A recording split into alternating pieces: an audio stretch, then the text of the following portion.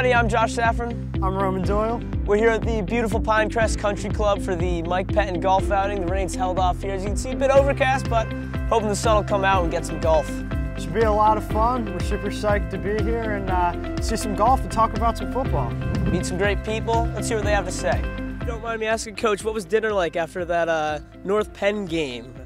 Yeah, dinners were never fun, but I think when I played at West, too many times we were bringing the football home, and my mom very quickly figured it out and put a stop to it. She said, "If you guys want to cook your own dinner, feel free, but the football's got to stay out of the house." So what eventually happened is my dad got smart, and we passed Doyle Elementary on the ride home, and he'd pull off into the parking lot, and we would argue away until we were done, and then we would go home and have a great dinner. But we've all golfed with Coach, and we miss him today, but God bless you, Coach. I remember your very first round with me at Lookaway Golf Club, and you inspired me. I actually had my best round ever at Lookaway, and wish you were still here to enjoy that good golf course and your good company. I miss you, Mr. Pettine. I'm here for a great cause to celebrate a great man. I hope that people remember him for a long, long time around here and how special he was. It was more than just football, nothing to do with football. He helped mold men, and I'll never be able to repay him for that. You obviously don't get to 45-0 by accident. How did Coach Pettine mold these boys to be that successful? I tell you what, you can't even describe it or put it into words what he's meant and what he's done for so many people. It's unbelievable. I live up in Rhode Island now. So does Brian Callahan, but we played football all through college, and the tradition and coaching we had here was, in my opinion, far better than anywhere I've ever been, even through the college ranks. And it's, again, something you can't even put into words what he's done, and the belief and faith that he had in every single one of his players is by far one of his best attributes. So what was your experience with West football? I had a great experience. I think Coach Pettine was a great mentor and motivator, and it taught me life lessons that have lasted today. I'm still learning from him. So we miss him, but he was a great person in my life. Yeah, and Coach Pettine was one of the most influential people in my life, and we were fortunate enough to have great seasons and great teams, but really fortunate that from that team I've had lifelong friends. Do you have any stories that you'd like to recall about him, or anything that really stood out in these big experiences? Well, when I think of Coach Pettine, I just think of someone who was so confident in everything that he does. He was meticulous in all the little things. You learn that, like in life, when he coached football, all the little things add up to a great deal, and paying careful attention to detail was what made him successful, and I think he's passed that on to all of us as guys that have worked with him or played for him. What was it like being a player for Coach Pettine? What was unique about his coaching?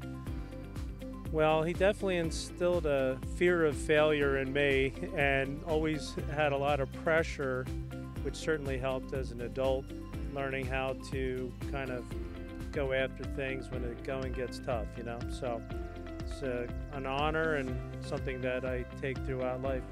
Fran Golden graduated class of 2001.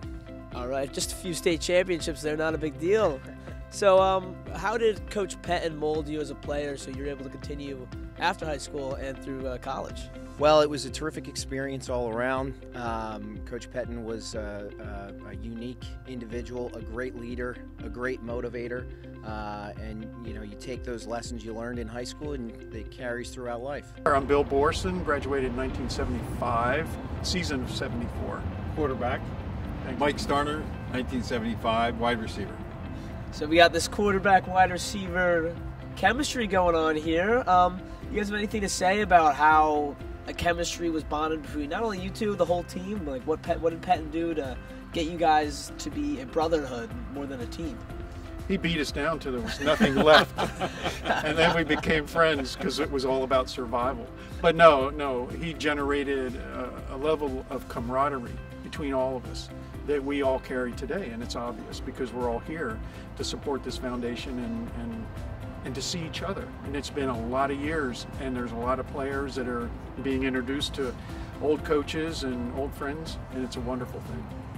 He was a great teacher, and that was the thing that came through, is he really taught you how to be a young man, how to be responsible, which transferred into our lives as we became young men and grew up. So that's what you're seeing today. Jim Bolton graduated in 1973. All right, and so other than the 2 state championships that you guys won, of course, how did Coach Pettine impact you after your football career and just in the world? His advice was so unbelievable. I mean, you know, he was like a second father to me. You know, I mean, he just knew everything, you know, and it was great. It was a great time playing back then. Coach, how does Mike Pettine's legacy affect you and your team moving forward, and what does it really speak to you about? You know, I think about Coach Pettine quite often. Obviously, when you you walk the hallways and you're in the weight room, you can't help but see him and the legacy that he built. You know, I think ultimately for me personally, you know, I'm grateful for the opportunity to be able to step into a program that has expectations that are already as high as they could possibly be. You know, me personally, I wouldn't want it any other way, and I think that's just the kudos to him and all of his players to the program that they've built, which in my opinion is the most premier distinguished program in southeastern Pennsylvania. One of his favorite words was baby, to emphasize a point, and so anytime I hear that word now, I always think of Coach. Being yanked in and out of the game, come on, I got another play for you, get in there, that kind of stuff. Or he would turn to me and say, "You just threw an interception. Didn't you see that guy?" "Coach, I never saw him. I never saw him." And he goes, "We'll see on the films on Monday night." Oh, boy. So, yeah, he left a lot of impressions on us. He was a great man, a great teacher to me. I had lost my father my senior year, and he stepped right in to say, "Bill, we'll never skip a beat together." And that's why I came back and coached for him for 7 years. So it was a wonderful experience. I miss him to death. When you get down to know the guy, behind, off the field, you know, when he takes off the whistle, is that the guy he was like all the time, or did he have a soft side, or was he always all business? No, he was a guy who had, like all of us, he had a game face, and then he had his side when he was off the field. Very caring, liked to laugh, liked to tell jokes, loved to fish, play golf, loved to watch other sports on TV or go to them in person. But anything that dealt with competition, whether he was coaching, playing you in a game of darts, playing you in golf, his competitive level was off the charts. But then we did something a little bit different. We actually measured wingspans, and we measured foot sizes, and we measured hands. And that's where I got a lot of jokes from the coach, because they'd say, "Well, what do I care what this guy's foot size is?" And the whole idea is a lot of people didn't hit their growth spurts until later, and so I could tell guys that could play, but maybe hadn't hit their growth spurt, so I wanted to alert them to the guys that were going to keep going. In your whole career and life, what what stuck with you most from your father in more coaching and just in life? I think it's everything in general. I mean, he's just set such a great example. Just you know, not even the football part, just you know, as a man, as a husband, as a son, as a brother. He was real big on people being good citizens. That was a big part of what he promoted. And that always made him proud when his players left and then came back, and he saw that how well they had done with their lives, and a lot of it had to do with the experiences they went through at CB West. And then from a football side of it, I mean, I've been fortunate to work with a lot of great coaches in the National Football League, but my football roots always come back here. They come back home, and I learned the vast majority of football just growing up, just by being around it. So no, his voice is in my head often, trust me. So it's a lot of great lessons I learned, and I've been able to apply. Thank you very much, Coach.